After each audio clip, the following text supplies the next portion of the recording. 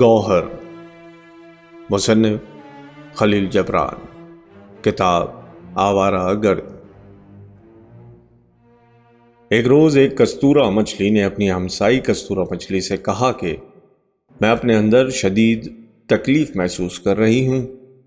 درد محسوس کر رہی ہوں، یہ بھاری اور گول ہے اور میں تکلیف میں ہوں۔ اور دوسری کستورا مچھلی نے متکبرانہ اطمینان کے ساتھ جواب دیا کہ مجھے تو کوئی تکلیف نہیں ہے، میں اندر اور باہر دونوں جانب سے بالکل ٹھیک ہوں،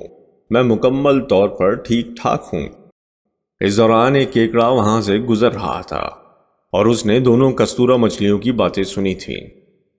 اس نے اس مچھلی کو مخاطب کرتے ہوئے کہا کہ جو ٹھیک ٹھاک تھی، اندر اور باہر دونوں جانب سے ہی ٹھیک ٹھاک تھی، کہ ہاں ٹھیک ہے، تم ٹھیک ٹھاک ہو اور مکمل طور پر ٹھیک ٹھاک ہو، لیکن